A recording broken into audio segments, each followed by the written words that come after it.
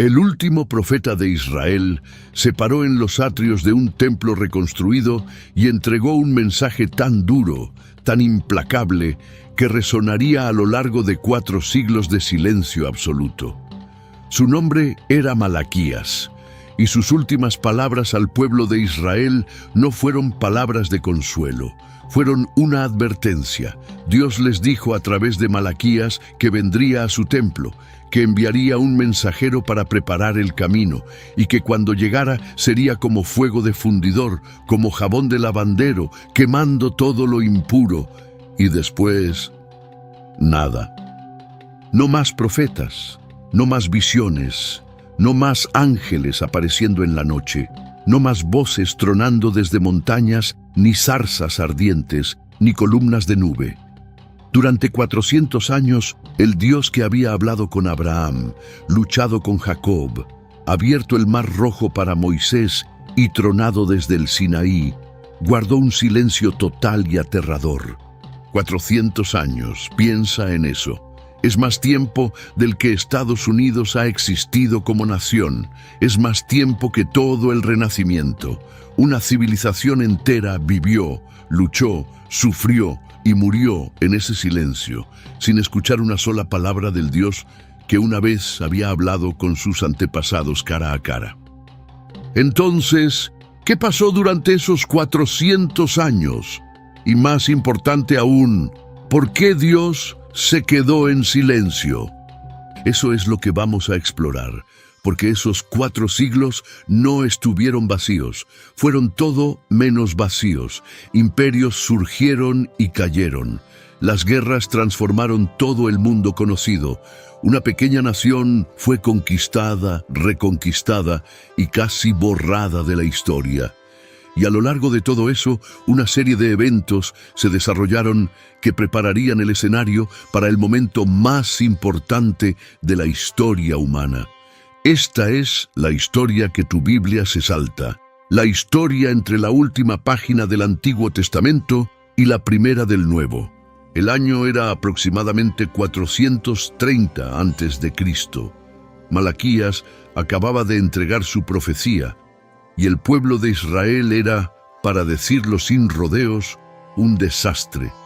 Habían regresado del exilio en Babilonia décadas antes, llenos de esperanza y determinación para reconstruir su nación. El templo había sido reconstruido bajo Zorobabel. Las murallas de Jerusalén habían sido reparadas bajo Nehemías. Esdras había liderado un avivamiento espiritual, llamando al pueblo de vuelta a la Torá. Pero para la época de Malaquías, la decadencia ya se había instalado de nuevo. Los sacerdotes ofrecían animales ciegos y cojos sobre el altar. Básicamente le daban a Dios las sobras. El pueblo estaba haciendo trampa con sus diezmos.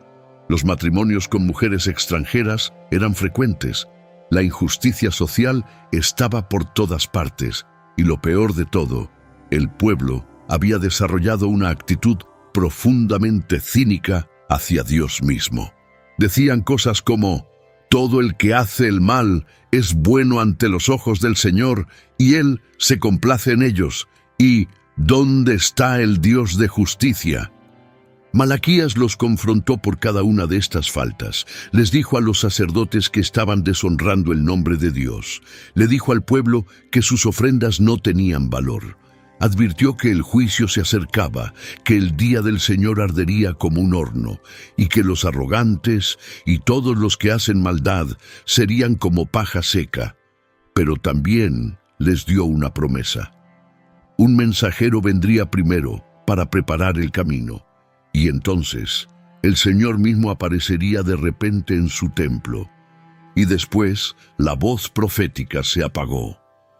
Ahora, para entender lo que el silencio significó para el pueblo de Israel, necesitas comprender lo que habían perdido.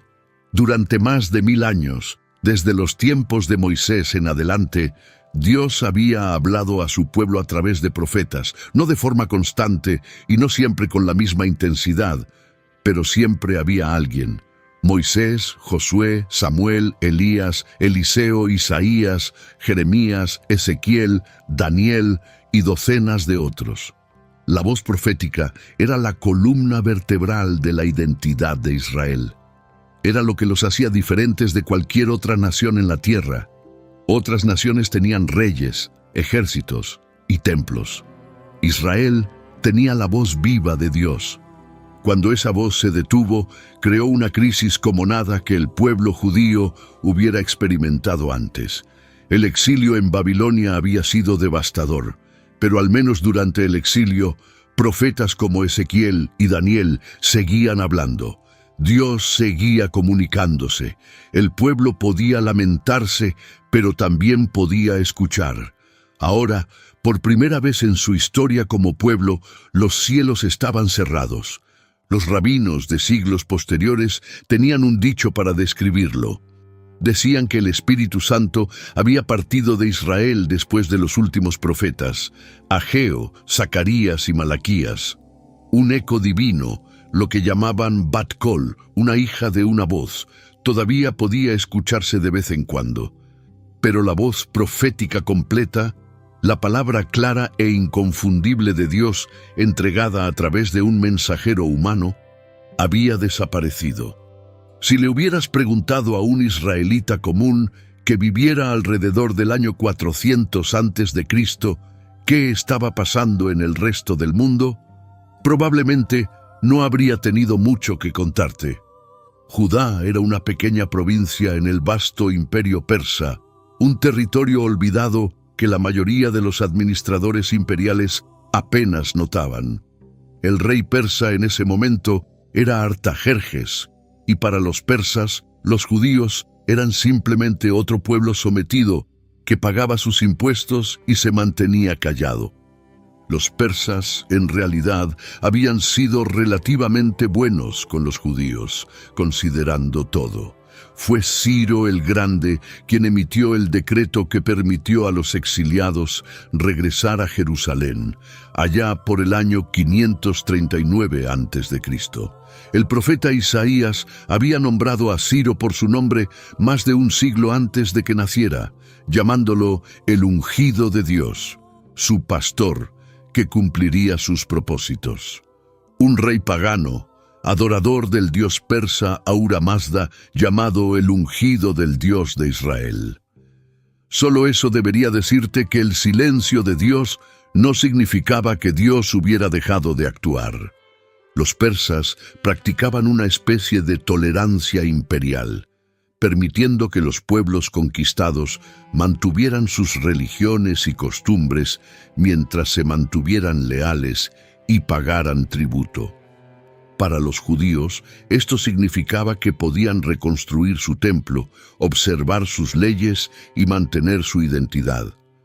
El libro de Esther, ambientado durante el período persa, muestra tanto los beneficios como los peligros de este acuerdo.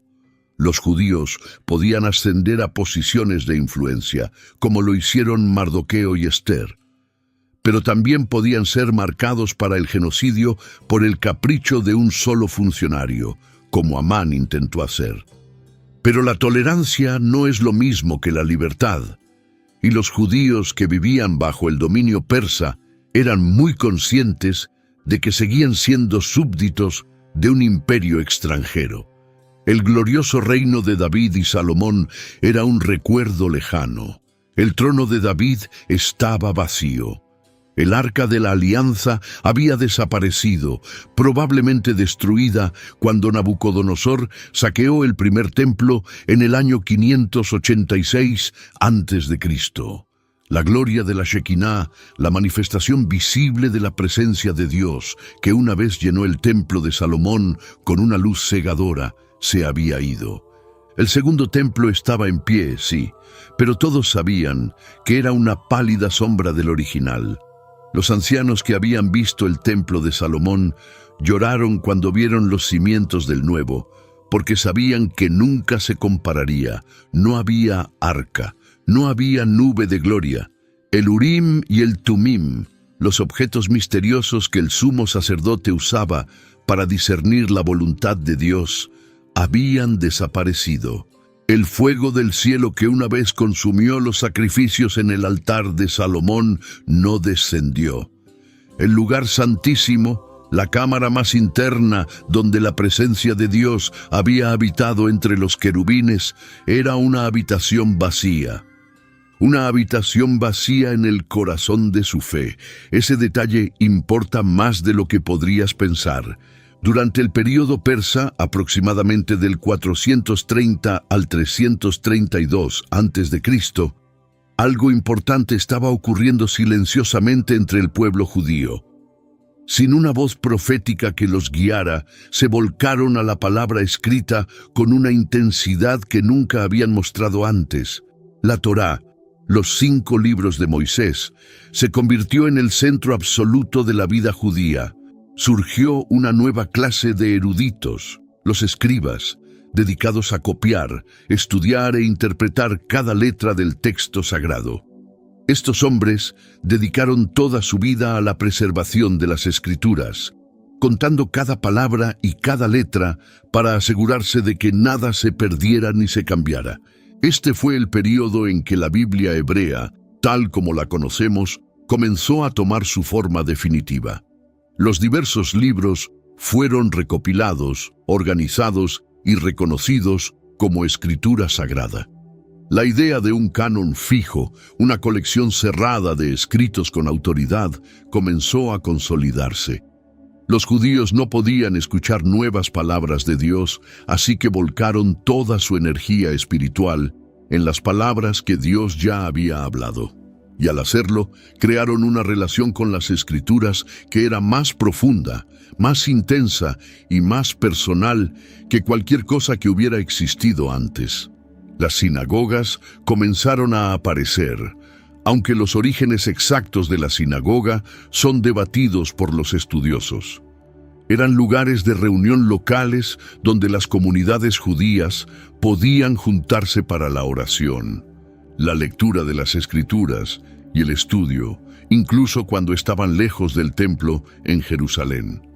Esto fue una revolución silenciosa. Por primera vez, no necesitabas estar cerca del templo para participar en un culto organizado.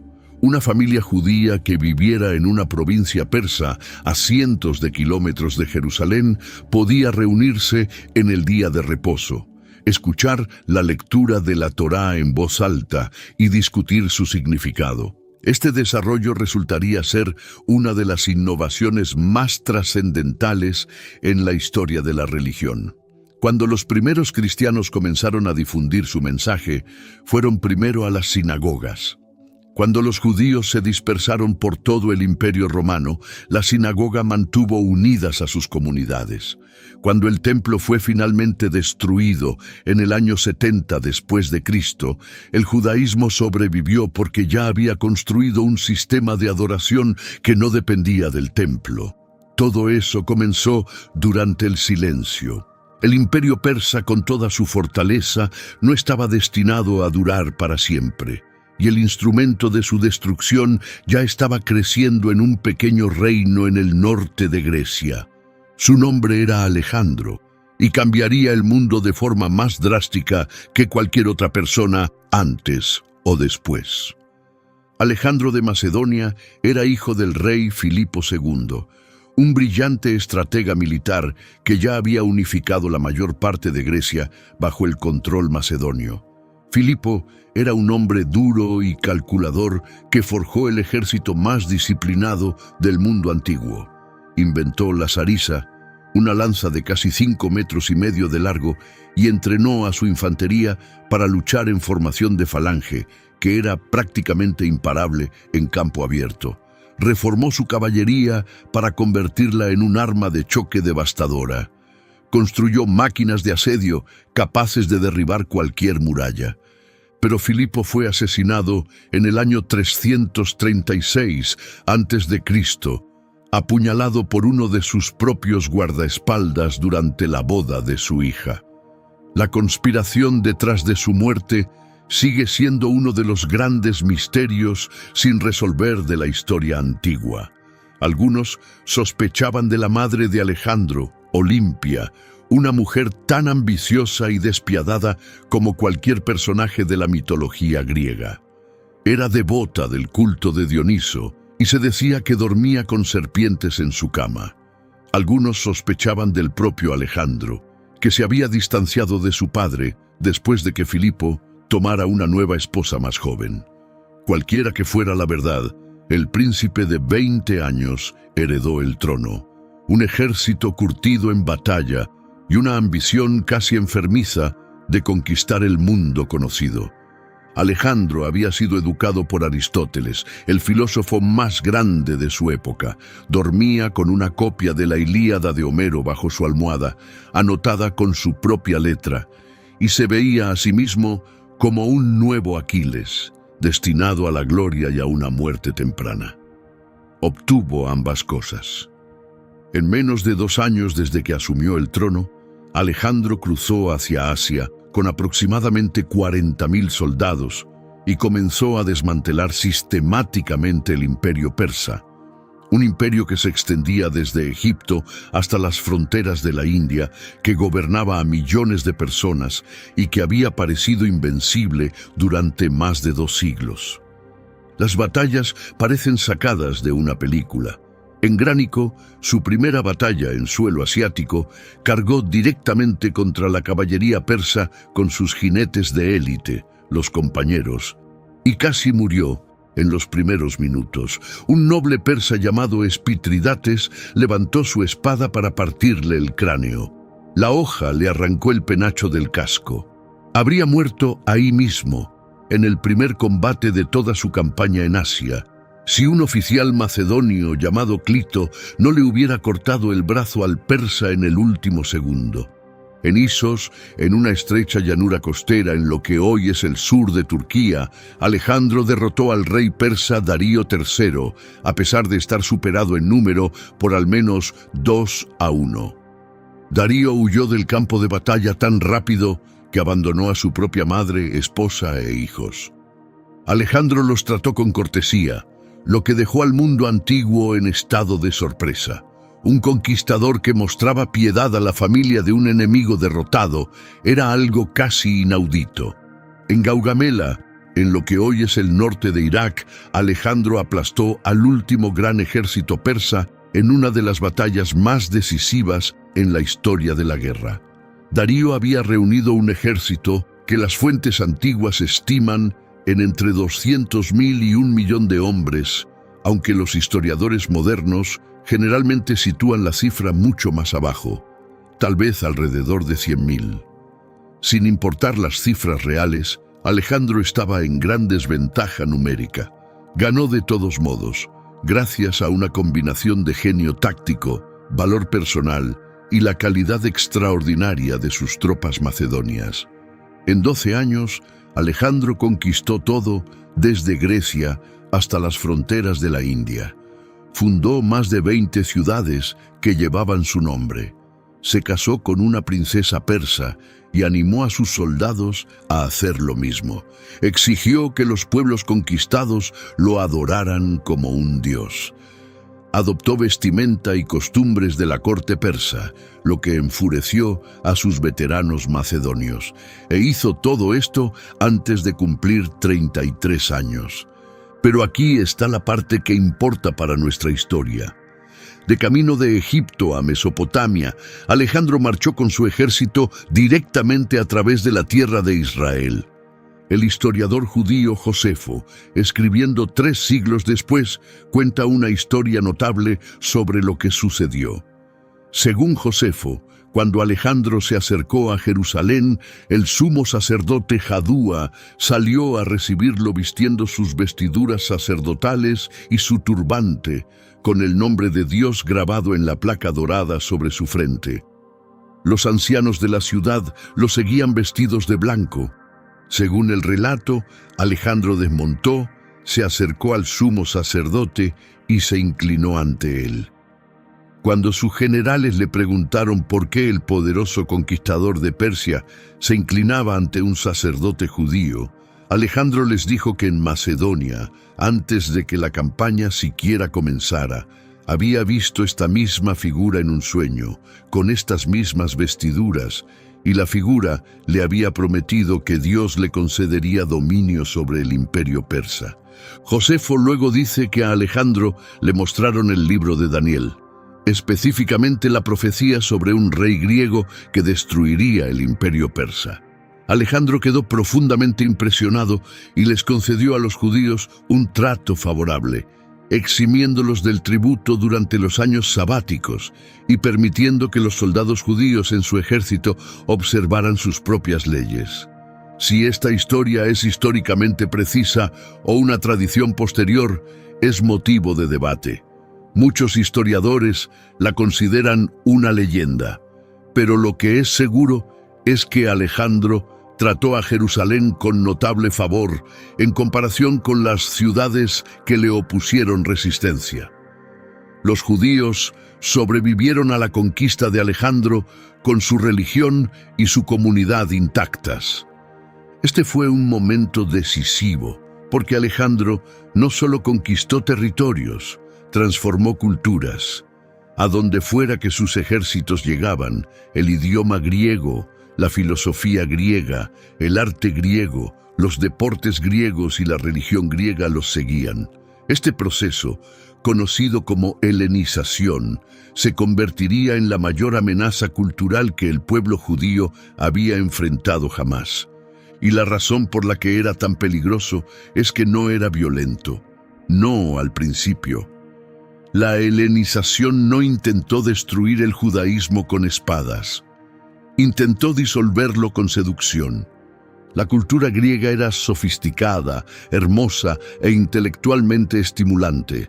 La filosofía griega hacía preguntas profundas sobre la naturaleza de la realidad, la ética y la vida buena. El arte griego alcanzó un nivel de naturalismo y belleza sin igual en el mundo antiguo. La literatura griega exploró toda la gama de la experiencia humana con una profundidad extraordinaria. La arquitectura griega era impresionante.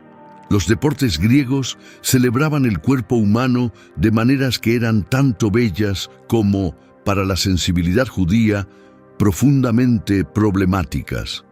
El gimnasio griego, donde los jóvenes hacían ejercicio y competían desnudos, era el centro de la vida cultural griega en cada ciudad que Alejandro y sus sucesores construyeron. Para los jóvenes judíos que crecían en ese entorno, especialmente en las nuevas ciudades de la diáspora que surgían a lo largo del imperio de Alejandro, la atracción de la cultura griega era enorme. Para participar plenamente en la vida económica y social de una ciudad helenística, necesitabas hablar griego, pensar en griego, vestir a la griega y socializar en instituciones griegas. Aferrarse a tu identidad judía significaba ser un extraño, y la presión para conformarse era constante, sutil e implacable. Alejandro construyó nuevas ciudades a lo largo de su imperio, desde Egipto hasta Afganistán, y las pobló con colonos griegos. Fundó Alejandría en Egipto, que se convertiría en una de las ciudades más grandes del mundo antiguo. En pocas generaciones, Alejandría albergaría la comunidad judía más grande fuera de Israel, quizás con cientos de miles de personas. Estos judíos hablaban griego, vestían a la moda griega, asistían a escuelas griegas y vivían en casas de estilo griego. Pero seguían adorando al Dios de Israel, seguían circuncidando a sus hijos, seguían observando el día de reposo y seguían considerándose parte de la alianza. La tensión entre mantener la identidad judía y participar en la cultura griega definiría todo el período intertestamentario. Es una tensión que nunca se resolvió del todo, y en muchos sentidos sigue viva hoy cada vez que una comunidad religiosa intenta mantener lo que la distingue dentro de una cultura dominante que ofrece tanto cosas genuinamente buenas como amenazas reales. Y entonces, en la cúspide de su poder, Alejandro murió. Tenía 32 años. El año era 323 a.C., y murió en Babilonia, en el palacio de Nabucodonosor, el mismo rey que había destruido el templo de Salomón 2 siglos y medio antes. La causa de su muerte sigue siendo debatida. Fiebre, posiblemente malaria o tifoidea. Envenenamiento, posiblemente por parte de sus propios generales que estaban cansados de su comportamiento cada vez más errático. Alcoholismo, que se había agravado en sus últimos años. Cuando sus generales le preguntaron quién debía heredar el imperio, Alejandro supuestamente susurró una sola frase: para el más fuerte. Esa respuesta sumiría al mundo en décadas de guerra y despedazaría el imperio de Alejandro. Y la tierra de Israel quedaría atrapada justo en medio. Después de la muerte de Alejandro, sus generales, conocidos como los diádocos, que significa sucesores, lucharon ferozmente por el botín. Las guerras de los diádocos duraron más de 40 años y fueron de los conflictos más sangrientos del mundo antiguo. Generales que habían luchado codo a codo bajo Alejandro se volvieron unos contra otros con una brutalidad asombrosa. Las alianzas se formaban y se disolvían de un día para otro. Ejércitos enteros fueron destruidos. La propia familia de Alejandro fue eliminada. Su esposa Roxana y su hijo pequeño Alejandro IV fueron asesinados. Su madre Olimpia fue apedreada hasta la muerte por una multitud enfurecida. Su medio hermano Filipo III fue asesinado. Cada pariente de sangre de Alejandro fue perseguido y ejecutado. El imperio finalmente se fragmentó en varios reinos sucesores, pero dos de ellos importan enormemente para nuestra historia. El reino ptolemaico en Egipto, gobernado por los descendientes de Ptolomeo, uno de los comandantes de caballería más confiables de Alejandro, y el imperio seleucida, que se extendía desde Siria hasta Persia, gobernado por los descendientes de Seleuco, otro de los generales de Alejandro. Y justo entre estas dos grandes potencias, como un hueso entre dos perros, se encontraba la pequeña tierra de Israel. Los ptolomeos llegaron primero.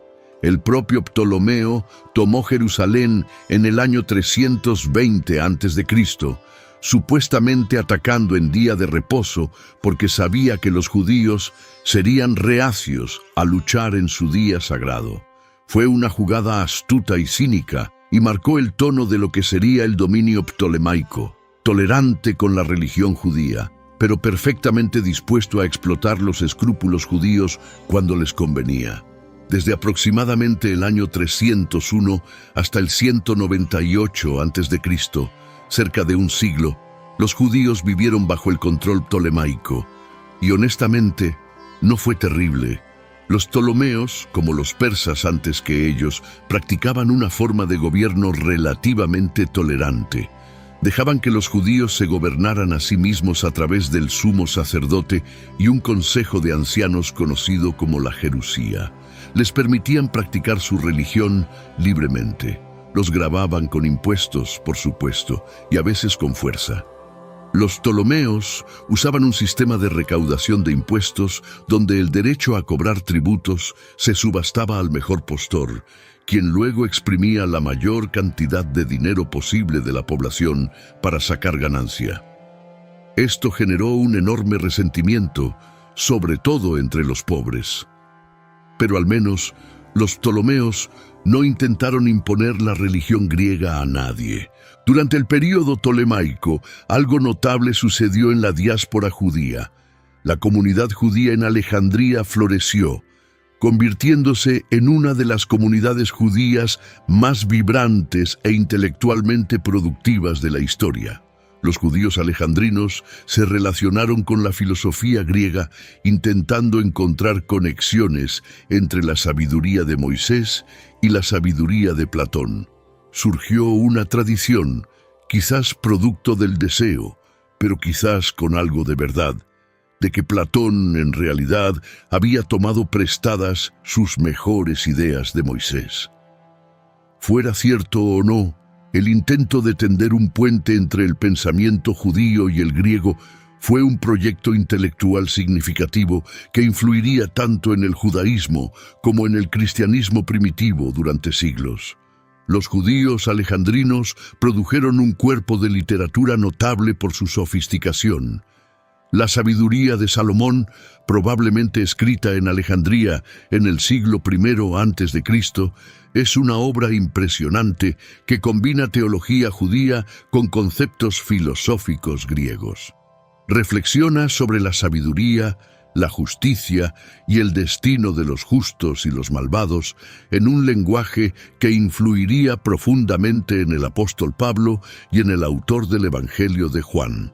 El filósofo Filón de Alejandría, que escribió a principios del siglo I después de Cristo, intentó una gran síntesis entre las escrituras judías y la filosofía griega, argumentando que la Torá, entendida correctamente a través de la interpretación alegórica, contenía las mismas verdades a las que los filósofos griegos habían llegado solo por medio de la razón. Pero el desarrollo más trascendental del período tolemaico fue algo que no ocurrió en una academia filosófica, sino en un taller de traducción. En Alejandría, donde la enorme comunidad judía ya no podía leer hebreo con fluidez, se emprendió un proyecto que cambiaría el curso de la historia. Las escrituras hebreas, la Torá y los demás escritos sagrados fueron traducidas al griego. Esta traducción, conocida como la Septuaginta, toma su nombre de la palabra latina para 70, en referencia a la tradición sobre sus orígenes.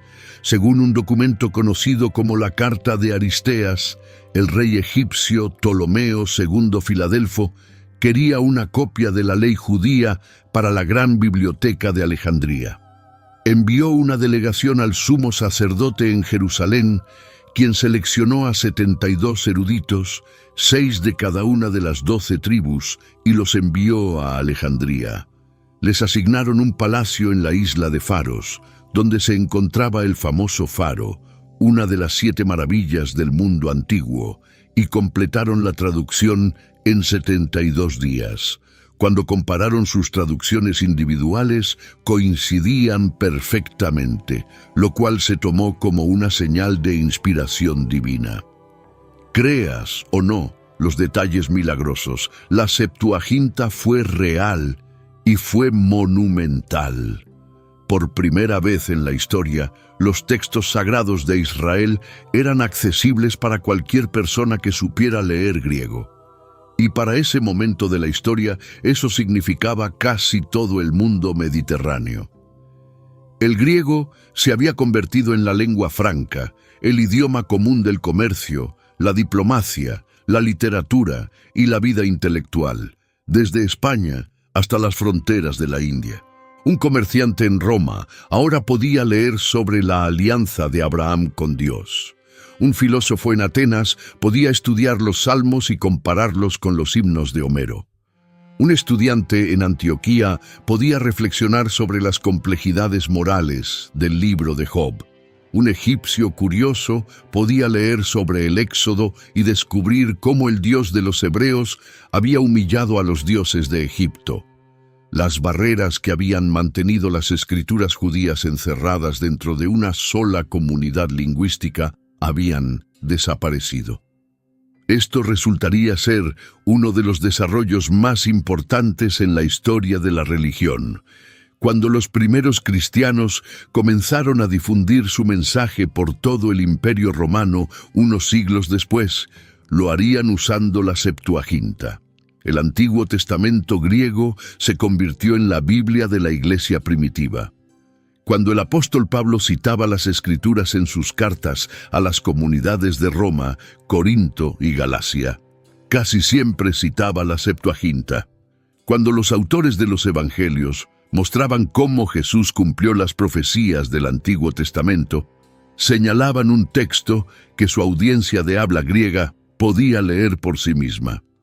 La Septuaginta también introdujo algunos matices que resultarían teológicamente significativos. Por ejemplo, cuando Isaías escribió sobre una joven que concebiría un hijo, la palabra hebrea que usó, alma, simplemente significa mujer joven. Pero los traductores de la Septuaginta eligieron la palabra griega partenos, que significa específicamente virgen. Cuando Mateo citó esta profecía en relación con el nacimiento de Jesús, estaba basándose en la versión de la Septuaginta, una decisión de traducción tomada en la Alejandría Ptolemaica, siglos antes de que Jesús naciera. Se volvería central para la teología cristiana sobre la encarnación. La Septuaginta también fue donde la palabra Cristo entró al vocabulario religioso. La palabra hebrea Mashiach, que significa ungido, fue traducida al griego como Christos. Jesús el Mesías se convirtió, en el mundo de habla griega, en Jesús el Cristo. Sin la Septuaginta, ese título tal vez nunca habría existido. Pero mientras los judíos de Alejandría traducían escrituras y construían una de las tradiciones intelectuales judías más vibrantes de la historia, la situación política en la tierra natal estaba a punto de oscurecerse mucho más. En el año 198 a.C., todo cambió. El rey Seleucida Antíoco III, conocido como Antíoco el Grande, derrotó a las fuerzas ptolemaicas en la batalla de Panio, cerca de las fuentes del río Jordán, en un lugar llamado Banias, y tomó el control de Judea. Al principio, las cosas parecían prometedoras. Antíoco estaba agradecido por el apoyo judío durante la guerra y les concedió condiciones favorables. Redujo sus impuestos, contribuyó dinero para el mantenimiento del templo, liberó prisioneros judíos e incluso emitió un decreto que prohibía a los extranjeros entrar en los atrios interiores del templo. Esto parecía buena noticia. Los judíos tenían un nuevo amo, pero uno generoso. No había razón para sospechar que algo terrible se acercaba.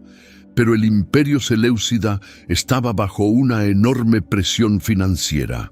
Antíoco el Grande había cometido el error catastrófico de provocar a Roma. En el año 190 a.C., los romanos aplastaron al ejército seleucida en la batalla de Magnesia, en Asia Menor, una de las batallas más decisivas del mundo antiguo. Los términos de paz fueron humillantes. Antíoco tuvo que pagar una indemnización de 15.000 talentos de plata en 12 años, una suma asombrosa. Tuvo que entregar rehenes, incluyendo a su propio hijo, el futuro Antíoco IV. Tuvo que ceder toda su armada, excepto 10 barcos. Tuvo que entregar todo su territorio en Asia Menor.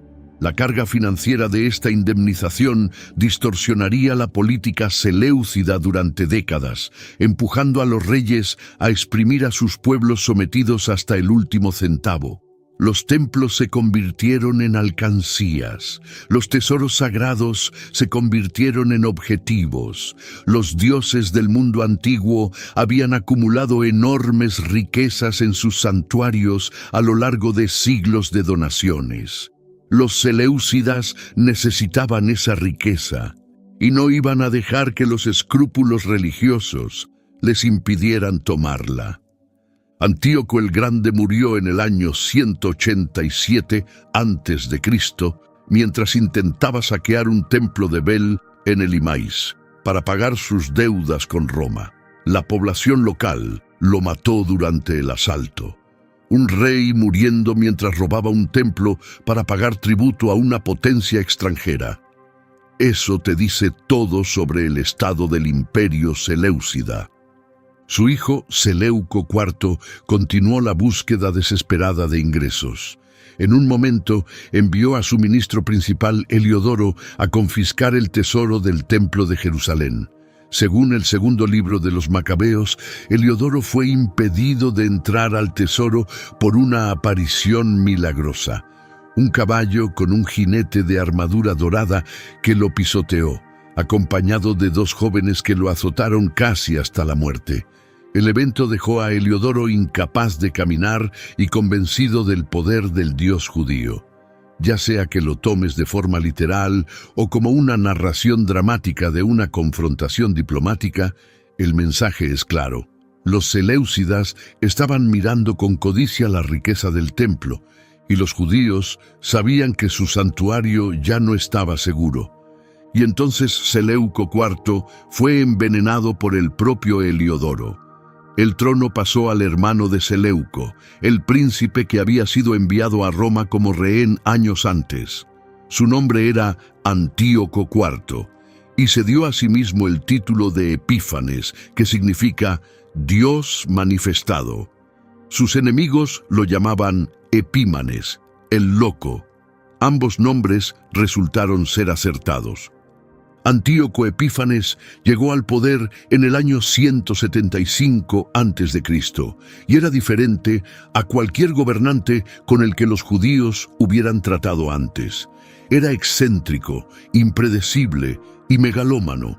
El historiador Polibio lo describe vagando por las calles de Antioquía disfrazado, bebiendo con desconocidos en las casas de baños, repartiendo monedas de oro a personas que le irritaban, y luego estallando en ataques de furia aterradores cuando alguien lo contrariaba. Organizaba festivales extravagantes para proyectar una imagen de poder que su tesoro en ruinas apenas podía sostener. Pero detrás del comportamiento errático había una verdadera visión estratégica y una peligrosa. El imperio seleucida estaba siendo presionado por ambos lados. Roma se expandía sin descanso desde el oeste. Los partos empujaban desde el este. Antíoco creía que la única manera de mantener unido a su imperio en desintegración era a través de la unidad cultural y religiosa. Un imperio, una cultura, una religión. Cada pueblo sometido adoraría a los mismos dioses, hablaría el mismo idioma y seguiría las mismas costumbres, sin excepciones. Para la mayoría de los pueblos en el imperio seleucida, esto no era un gran problema. Las religiones politeístas antiguas eran generalmente flexibles. Podías añadir a Zeus a tu panteón local sin mucha dificultad. Los griegos mismos habían estado haciendo esto durante siglos, identificando alegremente a los dioses extranjeros con los propios. El Amón egipcio se convirtió en Zeus Amón, el Melkart fenicio se convirtió en Heracles. A nadie le importaba. La religión era como un menú y siempre podías agregar otro plato. Pero los judíos eran diferentes. Toda su identidad estaba construida sobre la adoración a un solo Dios, y solo a uno. El primero de los 10 mandamientos no era una sugerencia. No tendrás otros dioses delante de mí. Sus leyes alimentarias, su observancia del día de reposo, su práctica de la circuncisión, no eran preferencias culturales que pudieran adaptarse o mezclarse con costumbres griegas. Eran los términos de una alianza con el Creador del universo. Ceder en cualquiera de ellos significaba traicionar no solo una tradición, sino una relación. Antíoco o no, entendía esta diferencia o no le importaba. Y lo que hizo a continuación crearía la herida más profunda que el alma judía había experimentado desde la destrucción del primer templo. Todo comenzó con la corrupción en el nivel más alto de la vida religiosa judía. El sumo sacerdocio, que alguna vez fue un cargo sagrado transmitido por sucesión legítima, se convirtió en algo que se podía comprar. Un hombre llamado Jasón, cuyo nombre hebreo era Josué, pero que había adoptado un elegante nombre griego, sobornó a Antíoco para que destituyera a su propio hermano Onías III y lo instalara como sumo sacerdote en su lugar.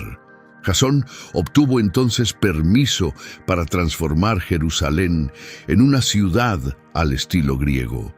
Construyó un gimnasio justo al lado del templo, donde jóvenes judíos hacían ejercicio desnudos a la manera griega y competían en juegos dedicados a los dioses griegos.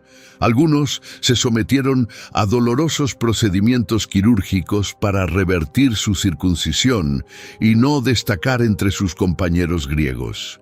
Después, un hombre llamado Menelao, que ni siquiera pertenecía a la familia del sumo sacerdote, superó la oferta de Jasón, ofreciendo a Antíoco 300 talentos más. Menelao robó vasos sagrados del tesoro del templo para pagar su soborno. Cuando el antiguo sumo sacerdote legítimo, Onías III, protestó desde su lugar de asilo en la ciudad de Dafne, cerca de Antioquía, Menelao lo hizo asesinar. El líder religioso más importante del pueblo judío era ahora un asesino, un ladrón y un hombre que no tenía ningún derecho legítimo al cargo que ocupaba. La corrupción era total, pero todo eso fue solo el preludio de la catástrofe. En el año 168 a.C., Antíoco invadió Egipto con un ejército masivo, buscando añadir el reino tolemaico a su imperio. Estaba al borde del éxito, prácticamente a las puertas de Alejandría, cuando ocurrió algo humillante. Un enviado romano llamado Cayo Popilio Lenas se encontró con Antíoco fuera de la ciudad. Le entregó una carta del Senado romano ordenándole retirarse de inmediato y dibujó un círculo en la arena alrededor del rey con su bastón. Le dijo a Antíoco que diera su respuesta antes de salir del círculo. Fue un ultimátum entregado con el máximo desprecio. Antíoco, que había pasado años como rehén en Roma y sabía exactamente lo peligrosos que eran los romanos, se tragó su orgullo, aceptó retirarse y marchó con su ejército de regreso hacia Siria, humillado y furioso.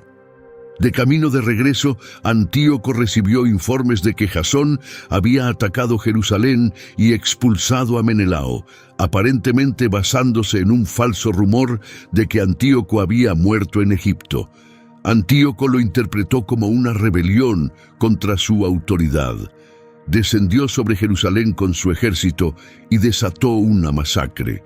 Según el segundo libro de los Macabeos, 80.000 personas fueron asesinadas o esclavizadas en 3 días. Antíoco entró al templo, penetró en el lugar santísimo y despojó al santuario de todo lo valioso: el altar de oro, el candelabro, la mesa de los panes de la proposición, las copas, los cuencos, los incensarios de oro, el velo y las decoraciones doradas. Se lo llevó todo. 2 años después, en el año 167 a.C., Antíoco lanzó una campaña sistemática para erradicar el judaísmo por completo. Emitió decretos que hacían que la práctica de la religión judía fuera castigada con la muerte. El templo de Jerusalén fue rededicado a Zeus olímpico, un altar pagano, lo que el libro de Daniel llama la abominación desoladora. Fue construido encima del altar de los holocaustos. El 25 del mes de Kislev se sacrificaron cerdos en el altar sagrado. Un culto pagano fue instalado en el lugar más santo de la tierra. Las copias de la Torá fueron confiscadas y quemadas. Cualquiera que fuera encontrado con un rollo de las Escrituras era ejecutado. La circuncisión fue prohibida. Las madres que circuncidaban a sus hijos recién nacidos eran asesinadas, y sus bebés muertos eran colgados de sus cuellos. Luego sus familias eran exhibidas por las calles y arrojadas desde las murallas de la ciudad. La observancia del día de reposo fue prohibida. Los judíos fueron obligados a comer cerdo y a ofrecer sacrificios a dioses paganos. Se levantaron altares paganos en cada pueblo y aldea de toda Judea. Se enviaron inspectores reales para garantizar el cumplimiento, y sus métodos de ejecución estaban diseñados para sembrar el terror. Las torturas infligidas a quienes se negaban eran casi inimaginables. Personas fueron asadas vivas sobre parrillas de metal. Les arrancaban la piel del cuero cabelludo estando conscientes. Les cortaban la lengua, les amputaban las manos y los pies. Eran freídos vivos en enormes sartenes mientras obligaban a sus familias a observar. La crueldad no era al azar. Era sistemática, calculada y tenía la intención de enviar un mensaje claro. La resistencia sería castigada con un nivel de sufrimiento que haría que la muerte pareciera un acto de piedad. El segundo libro de los Macabeos relata la historia de una madre y sus 7 hijos que fueron llevados ante el propio Antíoco y obligados a comer cerdo. Uno por uno, cada hijo se negó. Al primero le cortaron la lengua, le amputaron las manos y los pies y lo frieron vivo en una sartén mientras su madre y hermanos observaban. Al segundo le arrancaron la piel del cráneo y luego lo torturaron hasta la muerte.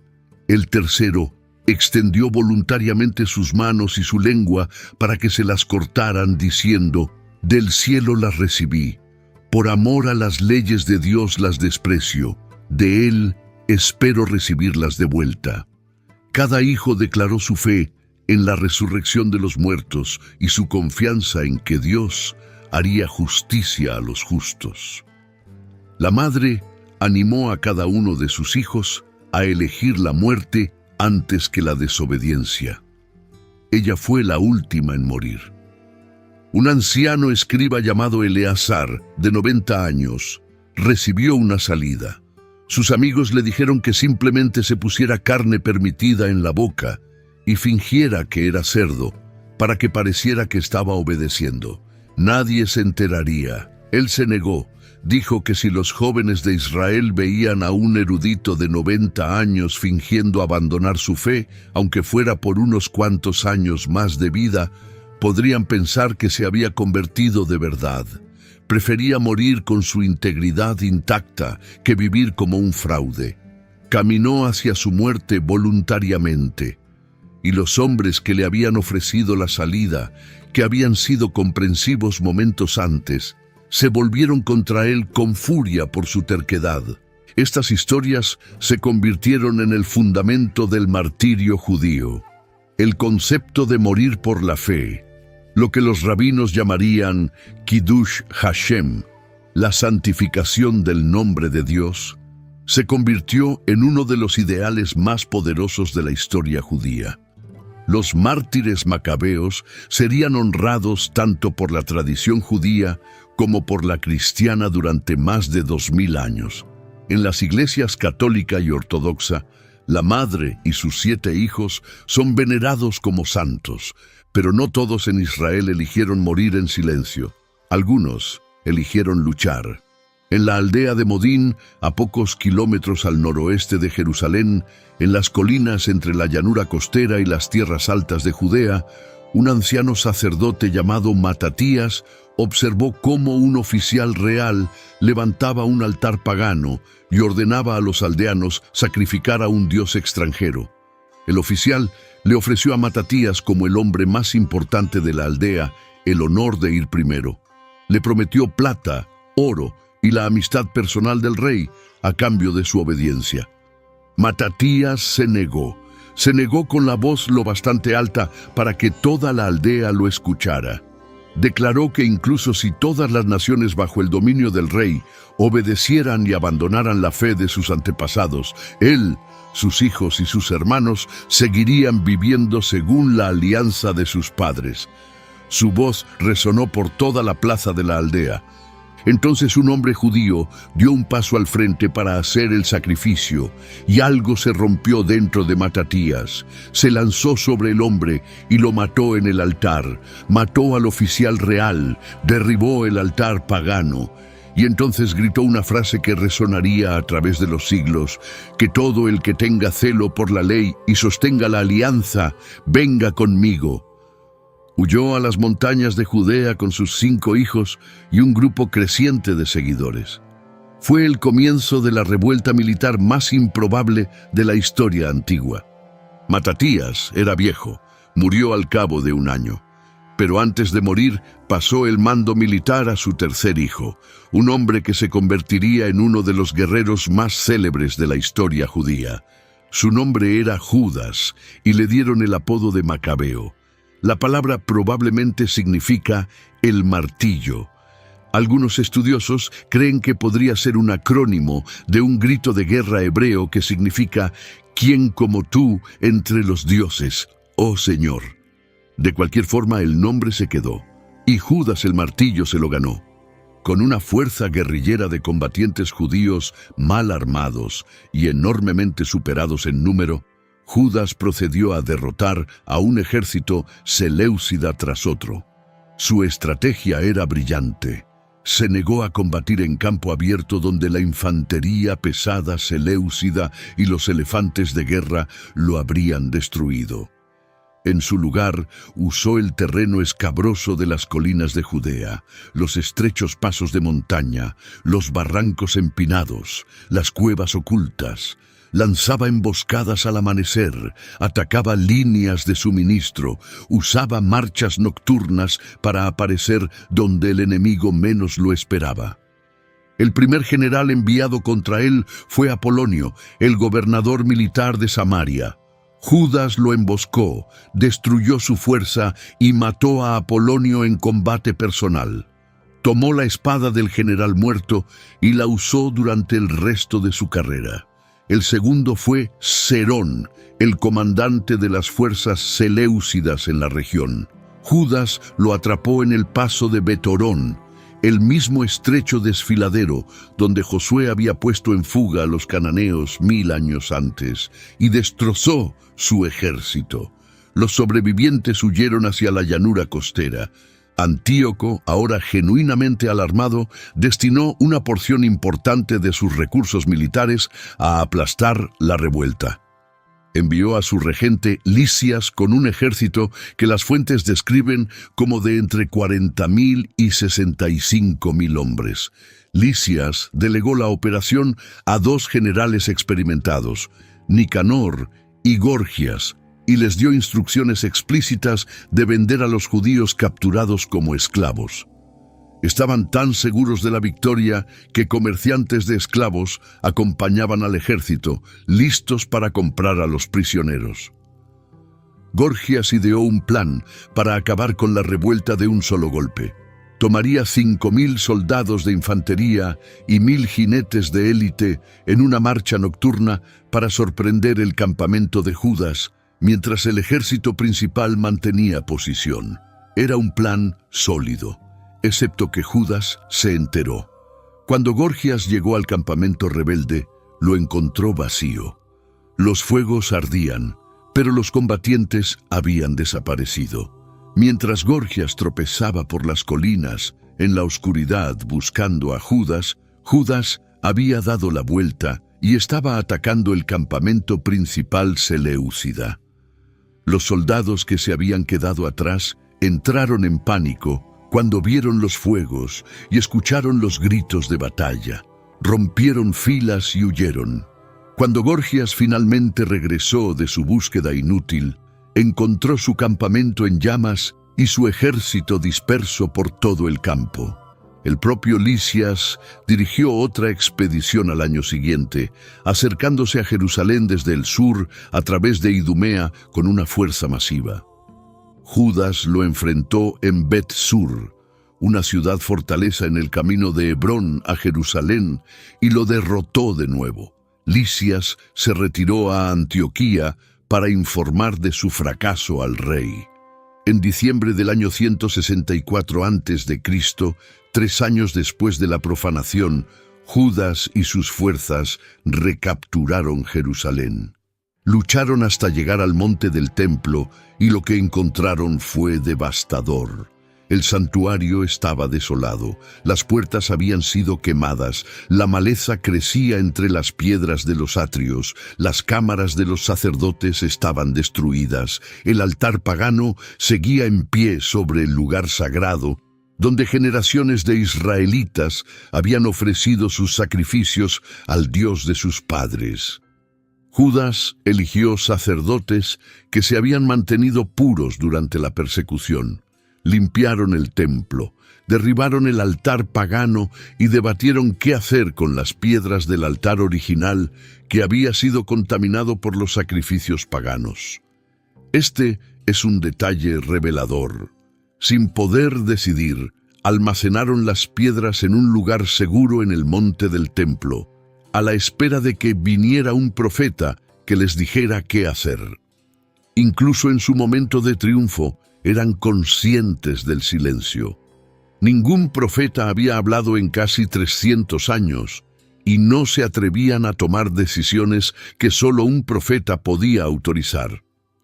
Construyeron un nuevo altar de piedras sin labrar, fabricaron nuevos vasos sagrados, hicieron un nuevo candelabro, un nuevo altar de incienso y una nueva mesa para los panes de la presencia. El 25 de Kislev, exactamente 3 años después de la profanación, rededicaron el templo al Dios de Israel. Encendieron la menorá, quemaron incienso en el altar de oro, colocaron los panes y ofrecieron holocaustos por primera vez en 3 años. Según la tradición talmúdica, cuando buscaron aceite consagrado para encender la menorá del templo, solo encontraron un pequeño frasco con el sello del sumo sacerdote todavía intacto, que contenía aceite suficiente para un solo día. El proceso de consagrar aceite nuevo tardaba 8 días. Encendieron la menorá de todos modos, y según la tradición, el aceite ardió durante 8 días y 8 noches completas, hasta que se pudo preparar aceite nuevo. Este es el milagro de Hanukkah, la fiesta de las luces. Judas decretó que la rededicación debía celebrarse cada año durante 8 días, con alegría, banquetes y el encendido de lámparas. Todavía se observa hoy, más de 21 siglos después. La importancia de la revuelta macabea va mucho más allá de la victoria militar. Sin ella, el judaísmo bien podría haber sido absorbido por el vasto mar de la cultura helenística y desaparecido por completo, como tantas otras religiones antiguas. Y sin el judaísmo, toda la trayectoria de la civilización occidental habría sido irreconociblemente diferente. Sin cristianismo, sin islam, sin tradición bíblica de ningún tipo. El monoteísmo ético que moldeó el marco moral del mundo occidental nunca habría sobrevivido. Todo eso dependió de un viejo sacerdote en una aldea que se negó a inclinarse. Los macabeos no solo salvaron el templo, establecieron un estado judío independiente por primera vez desde el exilio babilónico, más de 400 años antes.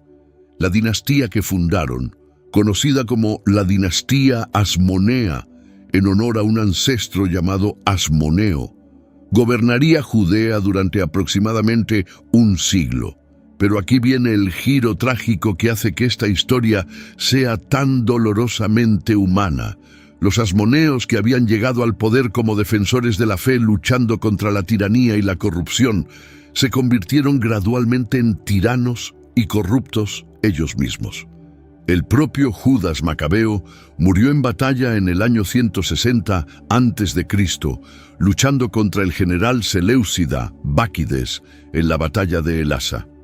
Su ejército se había reducido a solo 800 hombres, enfrentando una fuerza de 20.000. Sus propios oficiales le suplicaron que se retirara y reagrupara. Judas se negó. Cargó contra el ala derecha seleucida, la hizo retroceder y luego fue rodeado y asesinado. Sus hermanos Jonatán y Simón recuperaron su cuerpo y lo enterraron en Modín junto a su padre. Jonatán, el siguiente hermano en liderar, era más político que guerrero. Jugó a las distintas facciones seleucidas unas contra otras con notable habilidad, apoyando a un pretendiente al trono seleucida contra otro a cambio de concesiones. A través de estas maniobras fue acumulando gradualmente títulos, territorio y poder. Pero Jonatán también aceptó el cargo de sumo sacerdote de parte de uno de los aspirantes seleucidas, a pesar de que la familia macabea, aunque era sacerdotal, no pertenecía a la línea sumo sacerdotal de Sadoc. Para muchos judíos devotos, esto fue una traición. La revuelta se había luchado para proteger la santidad del templo y del sacerdocio. Ahora los revolucionarios estaban politizando el mismo cargo que habían peleado por purificar. Jonatán fue finalmente capturado mediante una traición y ejecutado. Su hermano Simón lo sucedió y logró por fin la independencia política plena. En el año 142 a.C., los judíos eran libres. Acuñaron sus propias monedas, se gobernaron a sí mismos. El primer libro de los Macabeos describe este momento con genuina alegría. El pueblo comenzó a escribir en sus documentos y contratos: en el primer año de Simón, gran sumo sacerdote, comandante y líder de los judíos. Pero el poder corrompe, y la dinastía Asmonea ofrece una de las demostraciones más vívidas de esa verdad en la historia.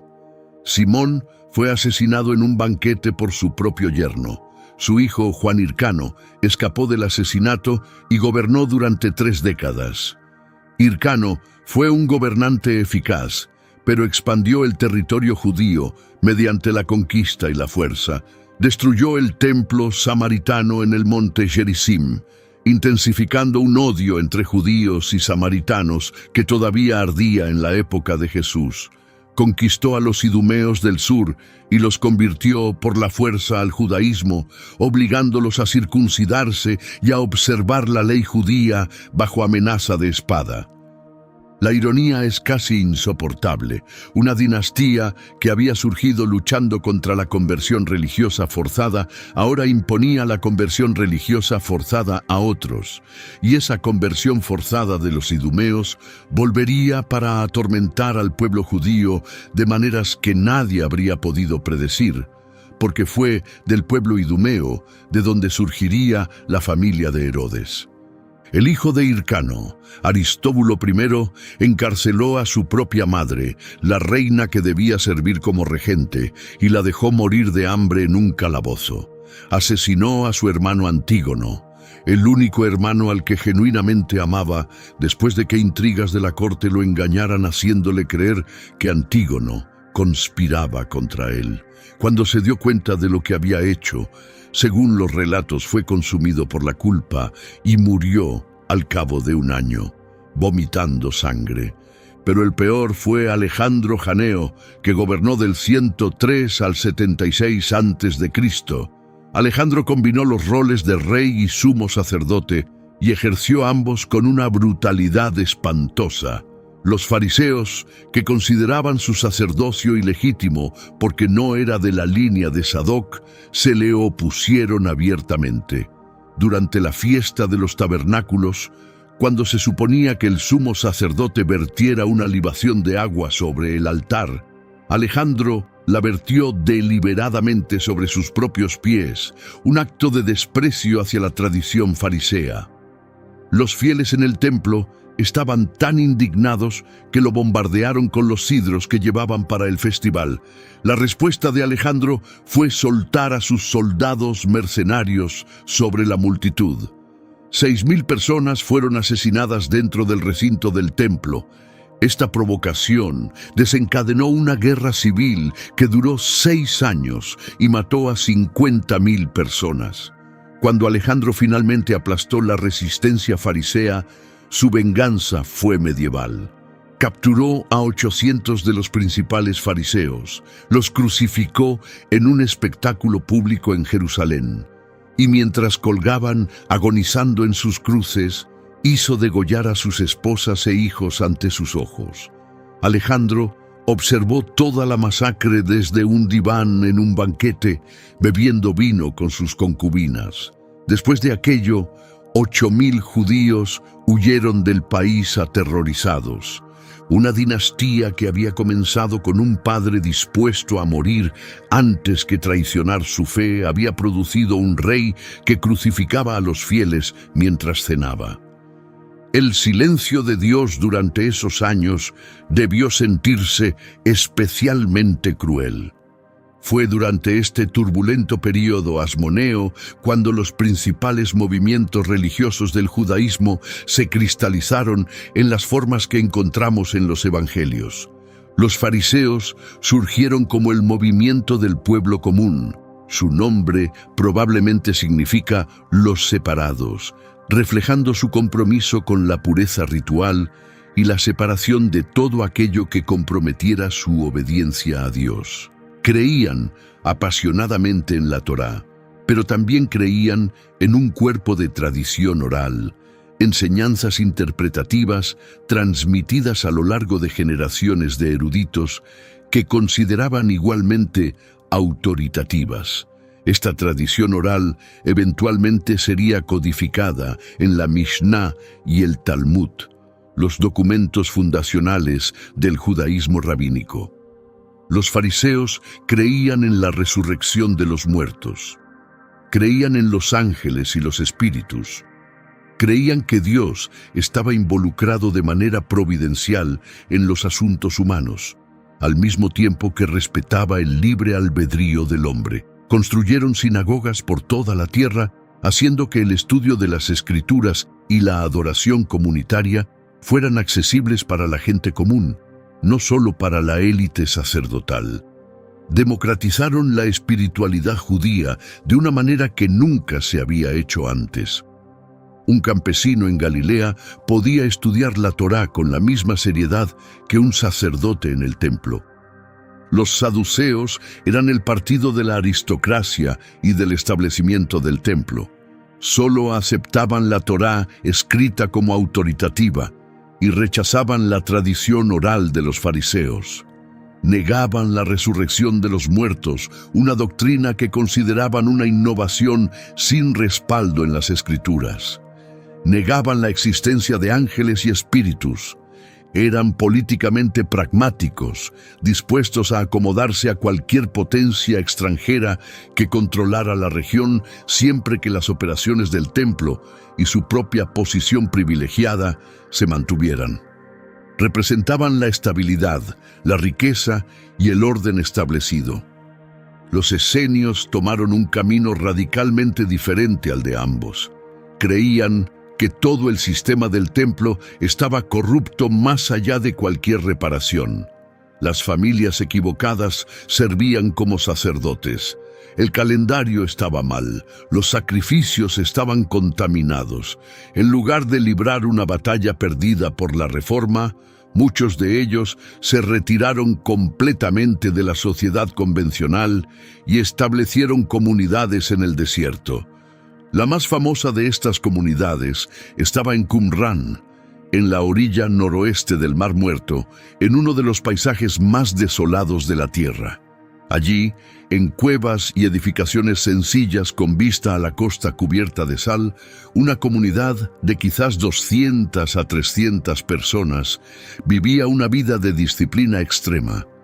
Compartían todas sus posesiones, comían juntos en silencio ritual, vestían ropas blancas, se bañaban en baños rituales varias veces al día, se levantaban antes del amanecer para la oración y el estudio de las Escrituras, copiaban rollos con un esmero minucioso y esperaban con una intensidad que bordeaba la obsesión.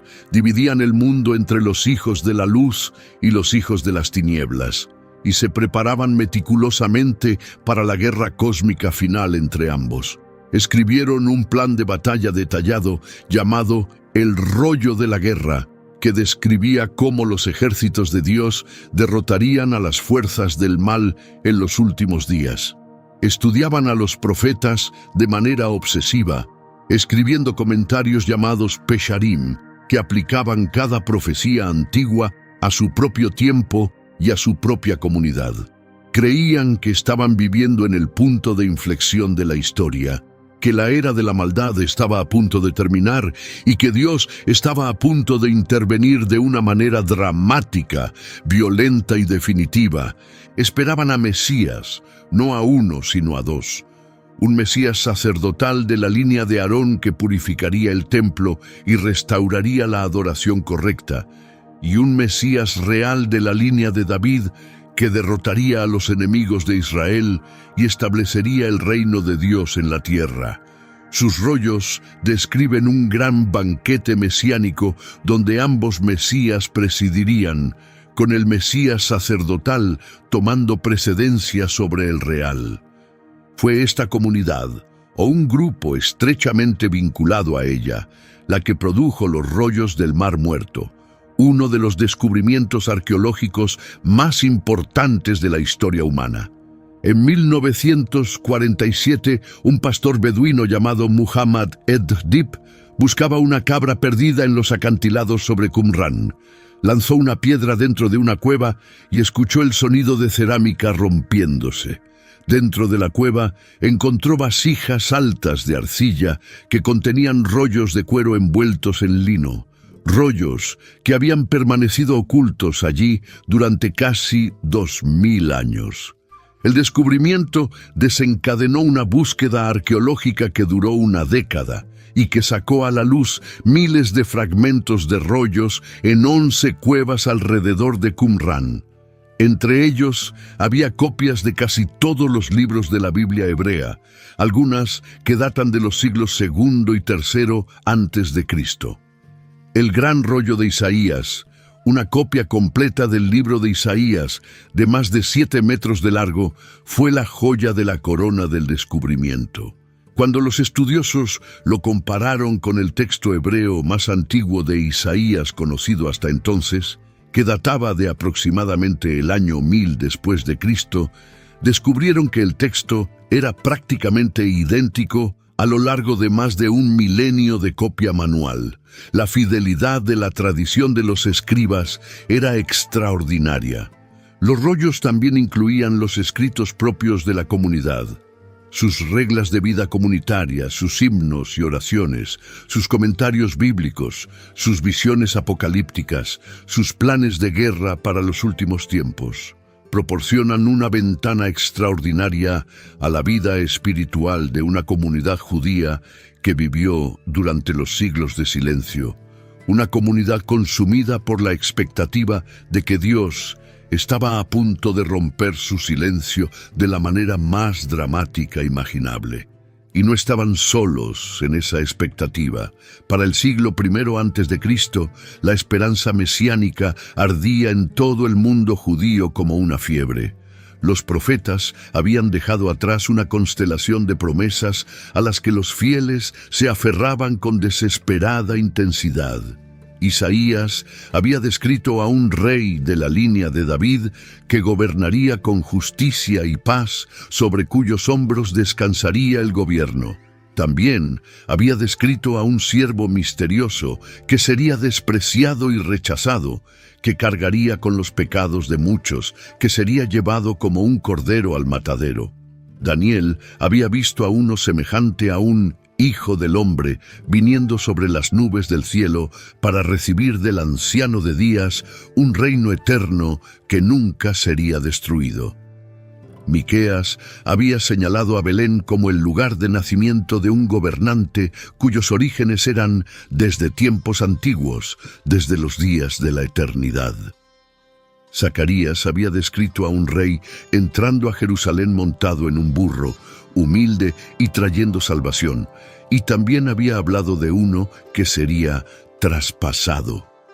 Estas profecías no eran conceptos teológicos abstractos, eran salvavidas. En un mundo de dominación extranjera, liderazgo corrupto y silencio divino, la promesa de que Dios enviaría un libertador era el hilo que mantenía todo unido. Cada generación esperaba ser la última en esperar. Cada persecución agudizaba el anhelo. El silencio de Dios no apagó la esperanza mesiánica, la intensificó. Pero antes de que esa esperanza pudiera cumplirse, un último imperio necesitaba subir al escenario, y este sería el más poderoso y el más brutal de todos. Roma entró en escena en el año 63 antes de Cristo, y su llegada fue tanto inevitable como catastrófica para la independencia judía. La dinastía Asmonea había caído en una guerra civil abierta. Dos hermanos, Hircano II y Aristóbulo II, luchaban por el trono y el sumo sacerdocio después de que su madre, la reina Salomé Alejandra, muriera en el año 67 antes de Cristo. Ambos bandos cometieron el mismo error catastrófico, apelaron a Roma para que resolviera su disputa. El general romano Pompeyo estaba en campaña por el oriente en ese momento, reorganizando todo el Mediterráneo oriental bajo el control romano. Ya había destruido los últimos restos del imperio seleucida y buscaba su próxima conquista.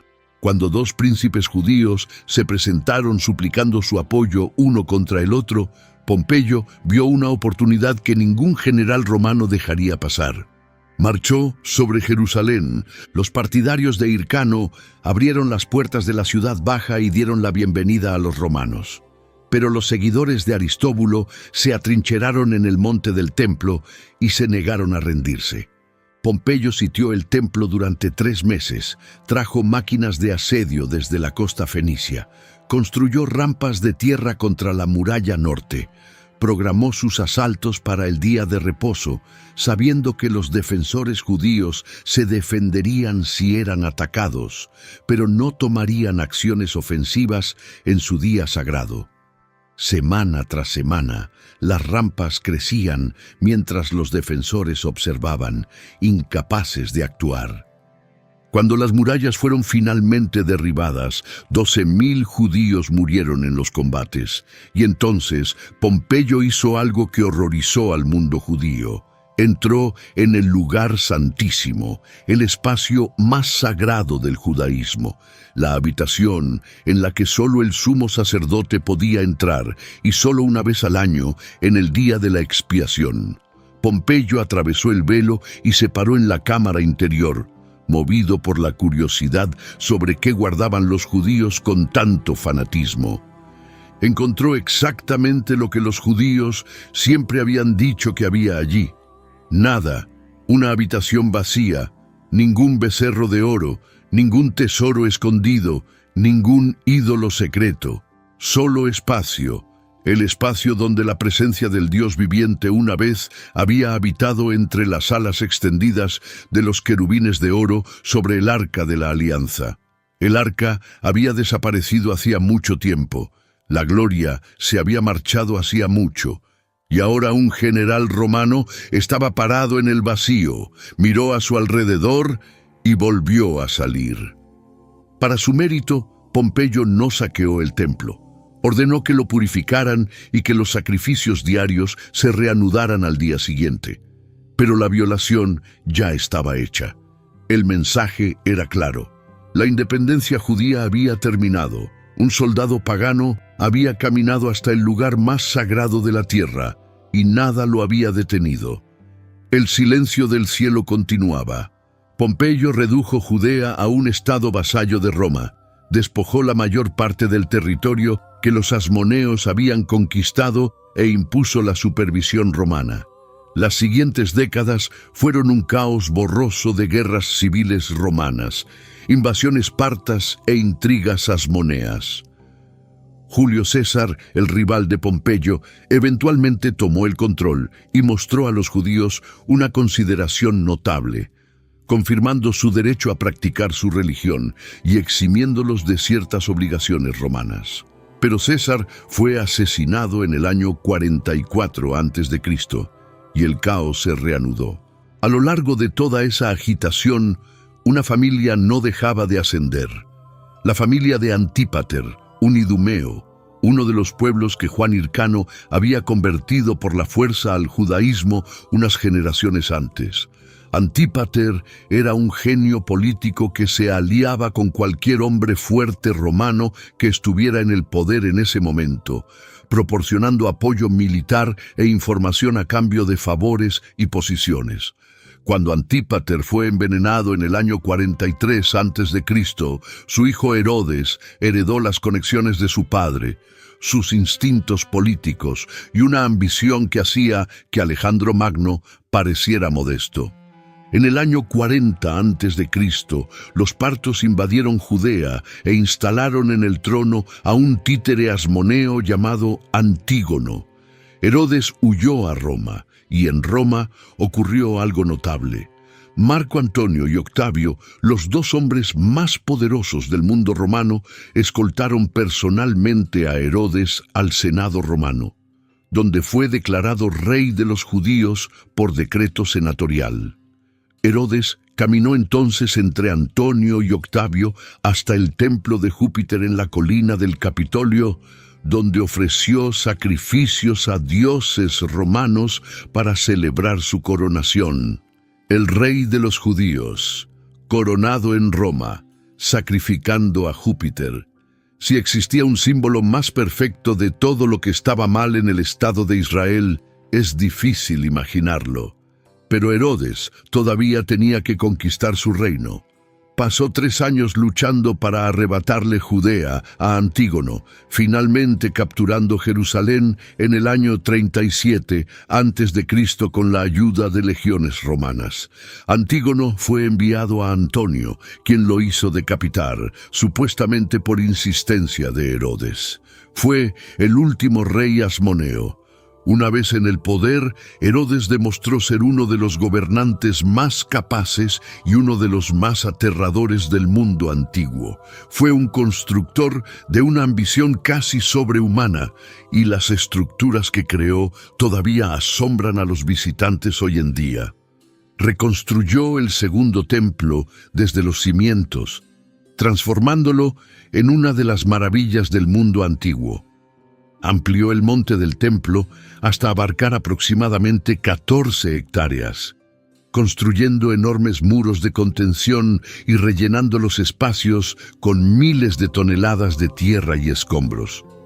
Los muros de contención fueron construidos con bloques de piedra caliza tan enormes que algunos pesan más de 500 toneladas cada uno.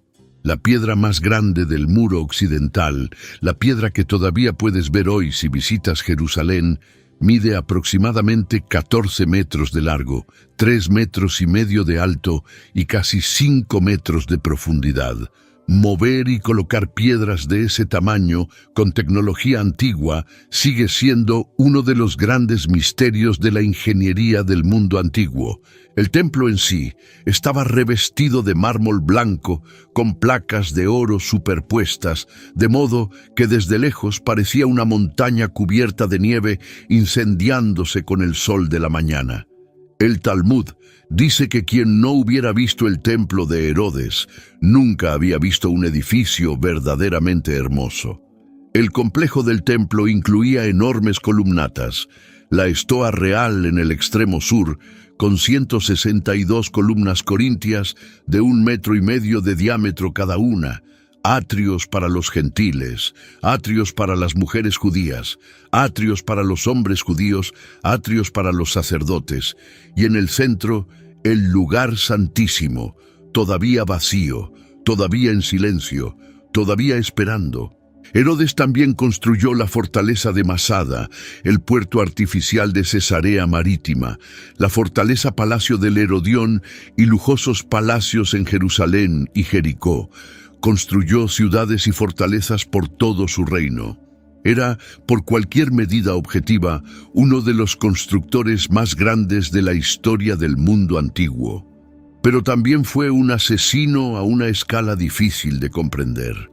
Su paranoia no tenía fondo, y su capacidad de violencia contra su propia familia era espantosa, incluso para los estándares del mundo antiguo. Asesinó al último sumo sacerdote asmoneo, un muchacho de 17 años, llamado Aristóbulo III. El joven era su propio cuñado, hermano de su amada esposa Mariamne. Las multitudes en el templo habían vitoreado con demasiado entusiasmo al apuesto joven sacerdote, y Herodes vio un rival. Así que organizó que el muchacho se ahogara durante una fiesta junto a la piscina en el Palacio de Invierno en Jericó. Sus sirvientes mantuvieron al adolescente bajo el agua hasta que dejó de moverse.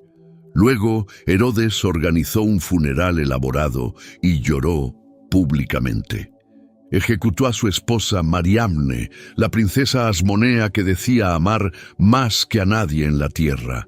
Estaba consumido por los celos y la sospecha, y su hermana Salomé, que despreciaba a Mariamne, alimentaba su paranoia con acusaciones susurradas de infidelidad y traición.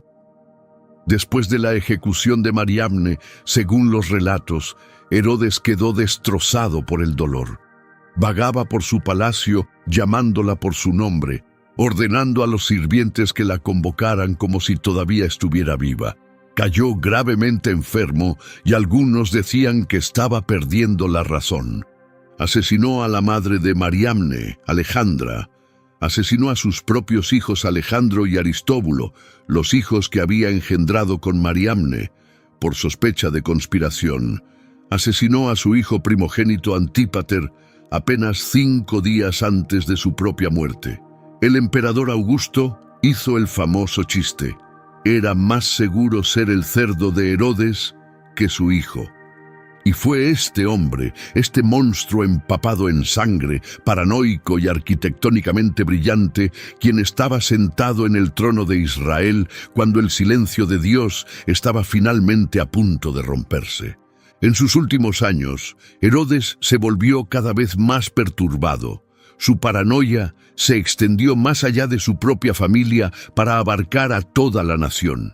Instaló un águila dorada, el símbolo de Roma, sobre la puerta del templo, una provocación que enfureció a la población devota. Cuando un grupo de jóvenes eruditos arrancó el águila, Herodes los quemó vivos. Según los relatos, ordenó que a su muerte todos los hombres principales de Judea fueran reunidos en el hipódromo de Jericó y ejecutados, para que la nación llorara al momento de su muerte, aunque no lloraran por él. La orden nunca se cumplió. Y fue este Herodes, en los últimos años de su reinado, quien recibió a una delegación de sabios extranjeros, magos de Oriente, que hicieron una pregunta que le heló la sangre: ¿dónde está el que ha nacido rey de los judíos? Los magos habían visto una estrella y habían venido a rendirle homenaje. Herodes reunió a los principales sacerdotes y escribas y les preguntó dónde debía nacer el Mesías. Le dijeron: en Belén de Judea, según el profeta Miqueas. Herodes envió a los magos a Belén con instrucciones de informarle para que él también pudiera adorar al niño. Nunca regresaron. Fueron advertidos en un sueño y volvieron a su país por otro camino. Herodes, al darse cuenta de que lo habían burlado, ordenó la matanza de todo niño varón en Belén menor de 2 años. La masacre de los inocentes. Era completamente coherente con todo lo que sabemos sobre el carácter de Herodes. Un hombre que había ahogado a un adolescente, asesinado a su esposa y ejecutado a 3 de sus propios hijos, no dudaría en matar a los hijos de desconocidos para proteger su trono. La Sagrada Familia huyó a Egipto, la antigua tierra de esclavitud, ahora su refugio. Cuando Herodes murió en el año 4 a.C., retorciéndose de agonía por una enfermedad que las fuentes antiguas describen con detalles espantosos, un ángel se le apareció a José en un sueño y le dijo que era seguro regresar a la tierra de Israel. Piensa en el mundo que 400 años de silencio habían producido, un templo reconstruido más magnífico que el de Salomón, pero gobernado por un rey idumeo asesino que sacrificaba a dioses romanos y mataba a sus propios hijos, un pueblo más devoto a sus escrituras que nunca en la historia, pero dividido en sectas rivales que se despreciaban unas a otras. Una tierra saturada de esperanza mesiánica, tan intensa que era casi insoportable, pero aplastada por generaciones de dominación extranjera. Un imperio que había conectado todo el mundo conocido con caminos pavimentados, un idioma común y un único sistema legal, pero que mantenía su poder mediante la crucifixión, la esclavitud y la destrucción sistemática de cualquiera que desafiara su autoridad. Cada pieza de este cuadro era necesaria, y eso podría ser lo más notable de los 400 años de silencio. No el silencio en sí, sino lo que se estaba construyendo dentro de él. Considera la preparación. Las escrituras hebreas habían sido traducidas al griego, el idioma universal del mundo mediterráneo, para que el mensaje de salvación pudiera comunicarse a cualquier persona. Se había establecido una red de sinagogas por todo el Imperio Romano, proporcionando lugares de reunión ya listos, donde el Evangelio podía predicarse a judíos y a los temerosos de Dios. los gentiles que asistían a los servicios de la sinagoga sin convertirse completamente al judaísmo. El sistema de caminos romanos conectaba todo el mundo conocido, haciendo que los viajes fueran más rápidos y seguros que nunca. Un apóstol podía caminar de Jerusalén a Roma. La Pax Romana, por brutal que fuera su aplicación, había creado condiciones de estabilidad relativa que permitían que las ideas se difundieran libremente a través de distancias enormes. La diáspora judía había plantado comunidades en cada ciudad importante, desde Britania hasta Babilonia, comunidades que ya adoraban a un solo Dios, estudiaban a los profetas y esperaban a un Mesías.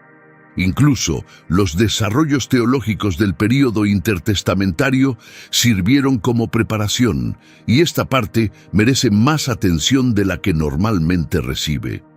El concepto de resurrección, por ejemplo, apenas se menciona en los libros más antiguos de la Biblia hebrea. Hay indicios, sombras de él, en pasajes como el grito de Job, de que yo sé que mi Redentor vive, o la promesa de Daniel, de que muchos de los que duermen en el polvo de la tierra despertarán. Pero fue durante los siglos de silencio, particularmente bajo la presión del martirio durante la persecución de Antíoco, cuando la doctrina de la resurrección corporal se convirtió en una convicción ardiente para millones de judíos. Cuando los mártires macabeos fueron a la muerte, declararon su fe en que Dios los levantaría de nuevo. La madre de los 7 hijos le dijo a su hijo menor que no temiera a la muerte, porque el Creador del mundo les devolvería el aliento y la vida. Para la época de Jesús, la resurrección era la gran línea divisoria entre los fariseos, que creían en ella apasionadamente, y los saduceos, que la rechazaban por completo. Y fue en un mundo que ya creía en la resurrección, donde se proclamaría el mensaje de Jesús, resucitado de entre los muertos. La literatura producida durante el período intertestamentario revela la profundidad de la lucha espiritual que estaba ocurriendo. El libro del Eclesiástico, escrito alrededor del año 180 a.C. por un sabio judío llamado Ben Sirá, es una obra maestra de sabiduría práctica que explora la relación entre el temor de Dios, la obediencia a la Torá y el vivir una vida buena. Fue ampliamente leído y profundamente influyente en la formación del pensamiento moral judío. El libro de la sabiduría, probablemente escrito por un judío en Alejandría en el siglo I a.C., luchó con una de las preguntas más angustiantes de los siglos de silencio. ¿Por qué sufren los justos mientras los malvados prosperan? Su respuesta fue notable. Las almas de los justos están en la mano de Dios, escribió el autor, y ningún tormento los tocará. A los ojos de los necios, su partida pareció un desastre, pero están en paz, y su esperanza está llena de inmortalidad. Este lenguaje sobre la inmortalidad del alma y la reivindicación de los justos después de la muerte influiría profundamente tanto en el pensamiento judío como en el cristiano. El libro de Enoc, una extensa obra apocalíptica que circuló ampliamente en los siglos anteriores a Jesús, desarrolló visiones elaboradas del reino celestial, los ángeles caídos, el juicio final y la venida de una figura misteriosa llamada el Hijo del Hombre, una designación que Jesús más tarde se aplicaría a sí mismo.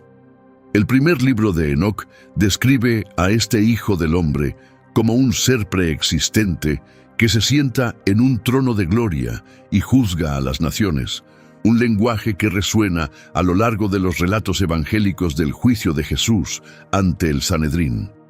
El libro de Daniel, particularmente sus capítulos finales, introdujo el concepto de una sucesión de imperios mundiales, simbolizados por una gran estatua hecha de varios metales que sería destruida por una piedra cortada sin manos, representando un reino que Dios mismo establecería.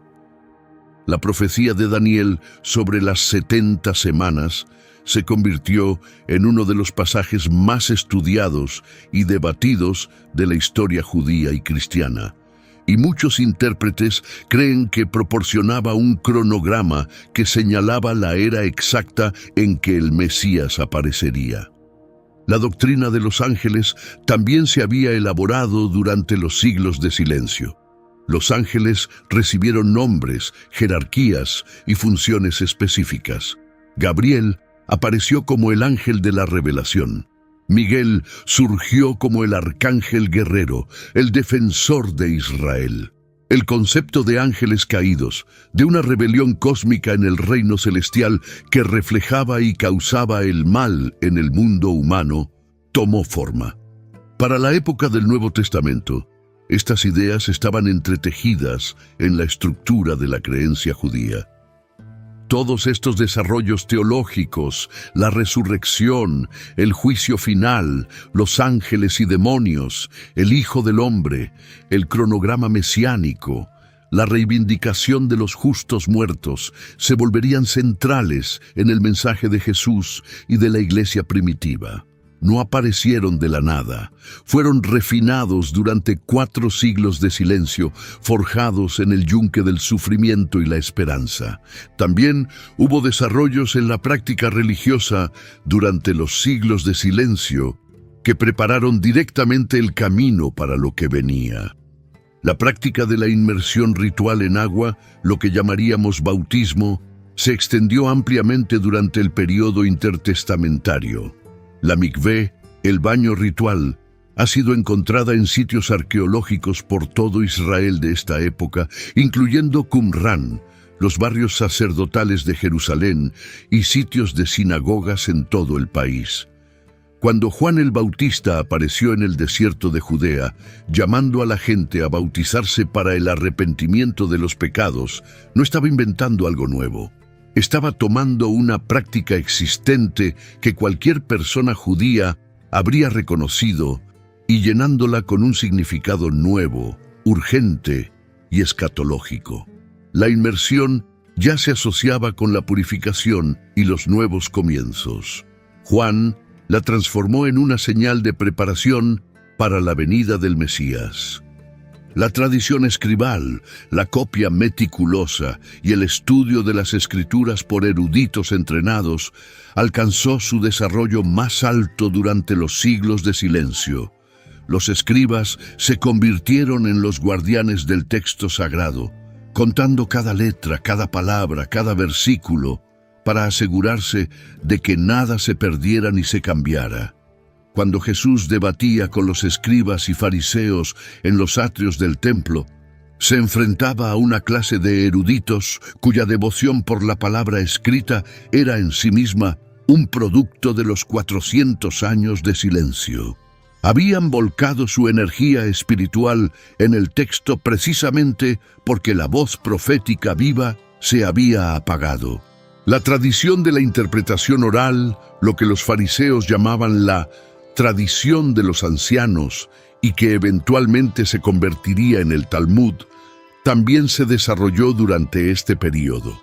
Este cuerpo de comentarios y debates, argumentos y contraargumentos, creó una cultura de compromiso intenso con las escrituras que no tenía paralelo en el mundo antiguo. Cuando Jesús enseñaba, se relacionaba directamente con esta tradición, a veces afirmándola, a veces cuestionándola, a veces trascendiéndola por completo con una simple frase: «Ustedes han oído que se dijo, pero yo les digo». Incluso la situación política estaba calibrada con precisión. Bajo un gobierno puramente judío, la ejecución de Jesús por crucifixión habría sido imposible. La crucifixión era un castigo romano, no judío. El método judío de pena capital era la lapidación. Pero bajo la ocupación romana, las autoridades judías habían perdido el poder de ejecutar sentencias de muerte. Esto significaba que la muerte de Jesús requirió la participación tanto judía como romana, cumpliendo profecías que hablaban del Mesías siendo traspasado y levantado, y asegurando que la cruz se convirtiera en un símbolo que resonaría en todo el mundo romano, no solo en una pequeña provincia judía. El censo que llevó a María y José a Belén, cumpliendo la profecía de Miqueas, fue un censo romano decretado por César Augusto. Solo la maquinaria de la administración imperial romana podía haber llevado a una mujer embarazada de Nazaret a Belén en el momento preciso. El apóstol Pablo escribiría más tarde que cuando llegó el cumplimiento del tiempo, Dios envió a su Hijo. Esa frase, el cumplimiento del tiempo, no es una expresión casual. Captura algo esencial sobre el período intertestamentario. Cada siglo de silencio fue un siglo de preparación. El escenario se estaba montando con una precisión que solo se hace visible cuando das un paso atrás y miras el cuadro completo. El Nuevo Testamento se abre con una escena que debió sentirse, para quienes la vivieron, como despertar de un sueño que había durado 400 años. Un sacerdote anciano, llamado Zacarías, estaba sirviendo en el templo, realizando la ofrenda de incienso en el lugar santo. Había sido elegido por sorteo para este honor. Había tantos sacerdotes en Israel en ese momento, quizás hasta 18,000, que algunos nunca recibían este privilegio en toda su vida. Esta era probablemente la única oportunidad de Zacarías de pararse ante el altar de oro y quemar incienso en la presencia de Dios. Y entonces apareció un ángel, no en un sueño, no en una vaga sensación espiritual. Un ángel parado justo allí, a la derecha del altar del incienso, Gabriel. El mismo ángel que se había aparecido al profeta Daniel más de 500 años antes, el último ángel en entregar un mensaje profético importante antes de que descendiera el silencio. Zacarías estaba aterrorizado y Gabriel pronunció palabras que conectaban directamente a través de los siglos de silencio con las últimas palabras del Antiguo Testamento. Malaquías había terminado su profecía con una promesa. He aquí, yo les envío al profeta Elías antes que venga el día grande y terrible del Señor. Y él volverá el corazón de los padres hacia los hijos y el corazón de los hijos hacia los padres.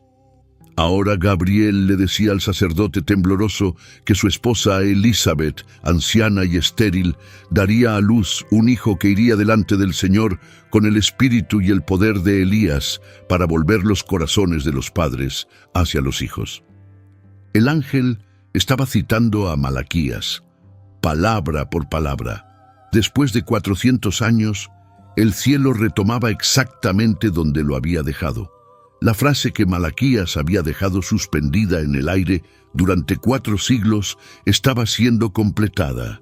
Ese hijo sería Juan el Bautista, el precursor, la voz que clama en el desierto, aquel cuyo propósito entero era anunciar que el silencio había terminado. 6 meses después, Gabriel apareció de nuevo, esta vez ante una joven llamada María, en el insignificante pueblo galileo de Nazaret.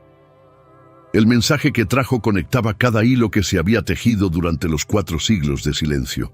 El niño que María daría a luz sería llamado Hijo del Altísimo. Se le daría el trono de su padre David, el trono que había estado vacío desde el exilio babilónico más de 600 años antes. Reinaría sobre la casa de Jacob para siempre. Su reino no tendría fin.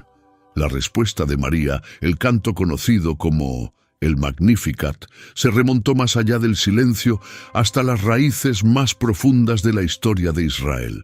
Cantó sobre Dios, dispersando a los soberbios y levantando a los humildes, llenando de bienes a los hambrientos y despidiendo vacíos a los ricos.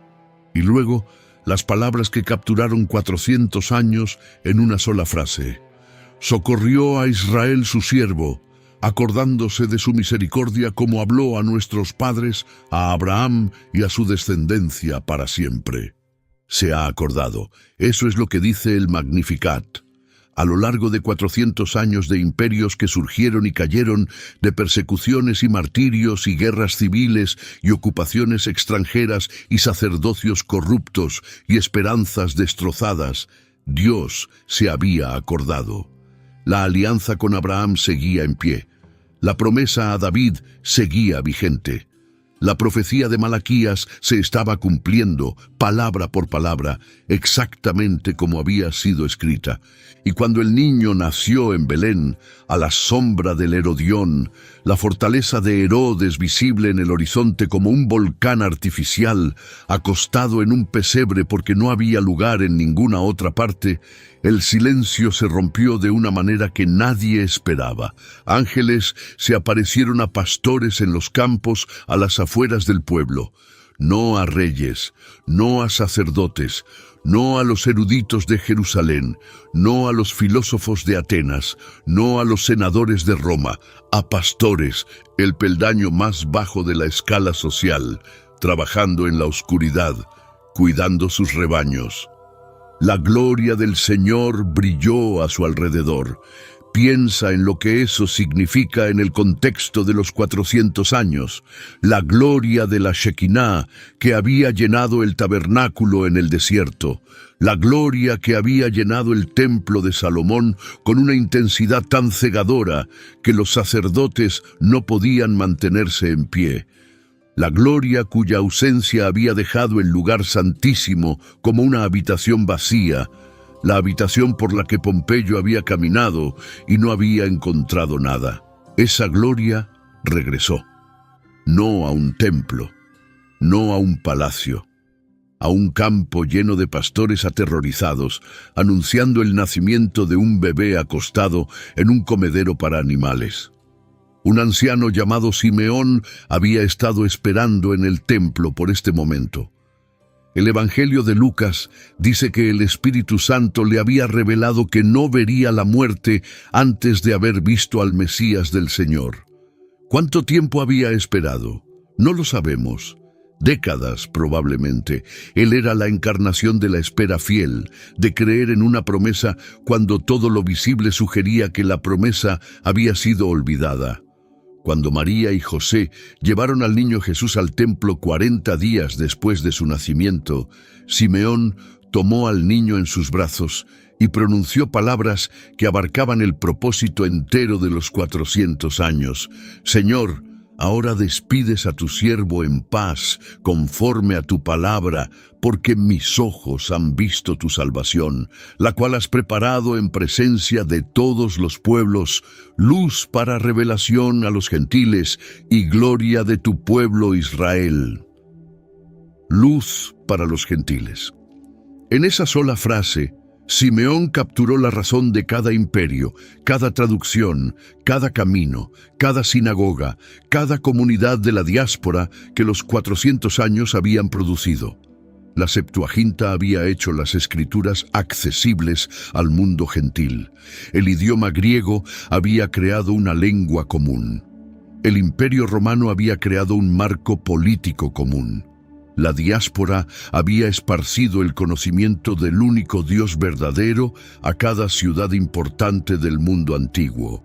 Todo había sido dispuesto para que esta luz alcanzara no solo a Israel, sino a todos. También había una anciana profetisa llamada Ana en el templo ese día. Tenía 84 años y había pasado la mayor parte de su vida adulta en el templo, ayunando y orando día y noche. Era un símbolo viviente de los 400 años de espera paciente, de fe sostenida a través del silencio, de esperanza que se negó a morir sin importar cuánto durara la oscuridad. Ana comenzó a hablar del niño a todos los que esperaban la redención de Jerusalén, no a las multitudes, no a los poderosos, al remanente, a los fieles, a las personas que habían mantenido sus velas encendidas a lo largo de 4 siglos de oscuridad, que habían orado cuando ninguna respuesta llegaba, que habían estudiado las profecías y creído en ellas cuando el mundo entero parecía demostrar que estaban equivocados. Los 400 años entre los testamentos a menudo son tratados como una página en blanco en la historia bíblica, un intermedio que nadie necesita ver. Eso es un error. Esos 4 siglos fueron de los más trascendentales en la historia humana. Dieron forma al idioma, la cultura, la política, la teología y las expectativas que definieron el mundo en el que Jesús nació. Sin Alejandro Magno, no habría existido un idioma griego común en el que el Nuevo Testamento pudiera ser escrito, en el que Pablo pudiera predicar, en el que el Evangelio pudiera difundirse. Sin los Ptolomeos, no habría existido la Septuaginta, ninguna Biblia griega para que la iglesia primitiva usara, ninguna traducción que los conversos gentiles pudieran leer. Sin Antíoco Epífanes, no habría habido revuelta macabea, ni Hanukkah, y posiblemente ninguna supervivencia del judaísmo. Sin los fariseos, no habría existido la red de sinagogas, ni una doctrina desarrollada de la resurrección, ni un marco para los debates teológicos que llenan los evangelios. Sin los esenios, no habría rollos del Mar Muerto para confirmar la fidelidad del texto bíblico. Sin Roma, no habría habido caminos, ni paz, ni censo para llevar a María a Belén, ni cruz en la que el Mesías moriría, ni red a lo largo del imperio por la cual la noticia de la resurrección pudiera difundirse. Cada pieza era necesaria. Cada imperio fue un tramoyista, cada siglo de silencio fue un siglo de preparación. El Dios que habló a través de los profetas y luego se quedó callado no estaba ausente. Estaba construyendo algo tan vasto, tan intrincado, tan precisamente diseñado, que se necesitaron 400 años para completar el escenario antes de que el personaje central pudiera entrar en él. La verdadera pregunta que esta historia plantea no es ¿dónde estaba Dios durante el silencio? La verdadera pregunta es si el mismo Dios está obrando en los silencios de nuestras propias vidas. Si los momentos en que el cielo parece cerrado y las oraciones parecen rebotar en el techo no son vacíos en la historia, sino capítulos de preparación para algo que todavía no podemos ver. Cada imperio que surgió y cayó durante esos 4 siglos creyó que estaba escribiendo la historia. Los persas pensaban que tenían el control. Alejandro pensaba que tenía el control. Los Ptolomeos, los Seleucidas, los Asmoneos, los romanos, el propio Herodes, todos creían que eran los personajes principales en el drama de la historia. Todos estaban equivocados. Todos eran tramoyistas, colocando la escenografía para una obra que no sabían que se estaba escribiendo. Y el dramaturgo era el mismo Dios que había caminado con Adán en el frescor de la tarde, llamado a Abraham fuera de Ur, abierto el mar para Moisés y hablado a través de profetas durante 1000 años antes de quedarse callado. Cuando finalmente habló de nuevo, no fue con truenos desde una montaña ni con fuego desde el cielo. No fue con el estruendo de ejércitos ni con el decreto de reyes. Fue con el llanto de un bebé recién nacido en un refugio prestado para animales, en un pueblo tan pequeño que la mayoría de la gente no podría encontrarlo en un mapa. Y el mundo nunca volvió a ser el mismo desde entonces. Si historias como estas te fascinan, si quieres profundizar en los misterios y los capítulos ocultos que la mayoría de la gente nunca escucha, suscríbete a este canal. Tenemos más historias en camino y la próxima podría ser la que cambie tu forma de ver todo. Haz clic en el video que aparece en pantalla ahora. Nos vemos allí.